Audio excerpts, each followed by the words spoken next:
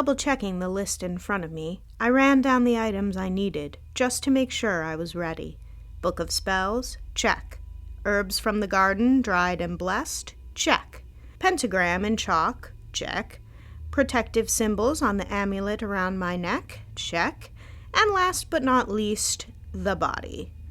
Pale skin rippled with flickering candlelight as a naked young woman, covered in a slew of stab wounds, lay in the center of my living room, cleared of all furniture and turned into an altar.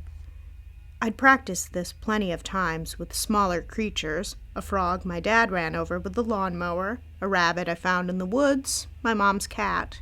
But this was totally different. I was new to the dark arts, and necromancy was something I was trying to get better at. So when my friend asked if I'd be able to help solve a murder, I jumped at the chance to use my skills for the greater good. Little did I know how daunting this task would be on my own in the silence of my living room. I took a moment to collect my thoughts and reread the scrap of newspaper I kept in my pocket to remind me who and what I was doing this for. Bold letters spelled out, Matthew Herbert, suspected in killing of 23-year-old Jessica Frond. It then went on to detail the gruesome discovery of Jessica's body in the alley between a Chinese food restaurant and pharmacy. She lay, covered in wounds and her own blood for days, eventually freezing to death before a trash man saw her and called the police. Heather, my friend at the FBI, told me she had the killer's DNA under her fingernails and thought there might have been a scuffle, but you only get one side of the story when you interrogate a murderer. He was down in the county jail right now, staying silent until he has a lawyer. That's why I'm here with a dead body in my living room. Jessica might be the only hope in making sure justice is served. The small notebook in my hands was the one I carried with me at all times. It held spells and incantations I thought of or picked up from friends, and had a few different methods of reincarnation I could try out. For this, I would need all the psychic energy I could muster. Breathing in and out in a calm, collected pattern, I began reading. There wasn't any swirling wind or screaming demons, but the mood in the house definitely shifted. I felt as if I was accompanied by more than just Jessica's corpse. Something dark lurked just outside my periphery. Nevertheless, I continued, speaking clear and loud into the stillness. Something creaked behind me, and I felt heavy, wet breathing on the nape of my neck. My eyes shut tight, and I managed to push away the fear welling up inside me. I pushed energy into my hands and rested them over several congregated wounds on Jessica's stomach. I breathed in and out, encouraging her to do the same.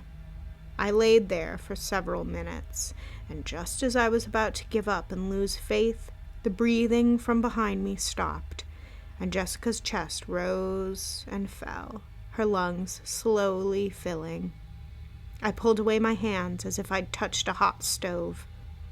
Her eyes flitted open, and she looked around, panicked and scared, but unable to move or speak.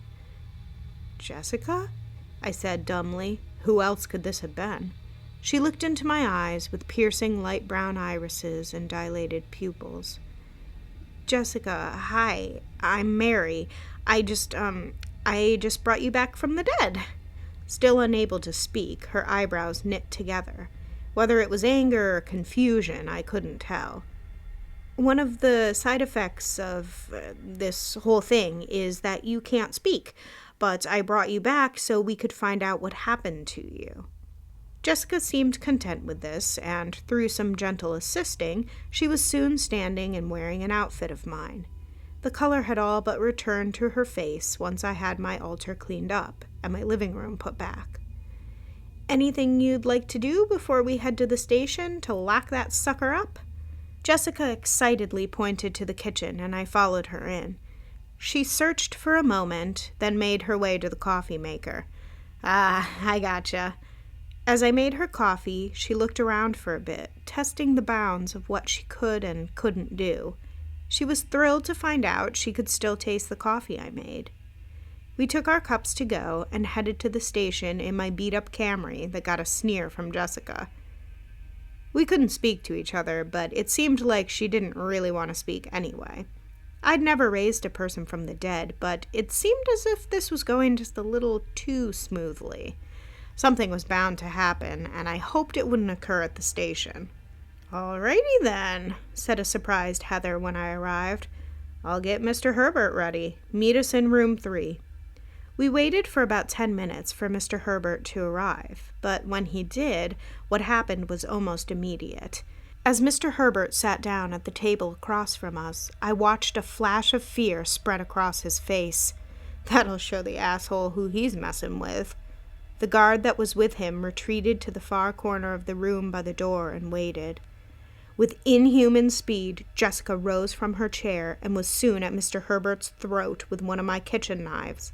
She must have grabbed it while I was making coffee. I screamed. The guard went to tackle her, and Jessica sliced through the prisoner's neck, draining the life from his veins and onto the cold tile of the interrogation room.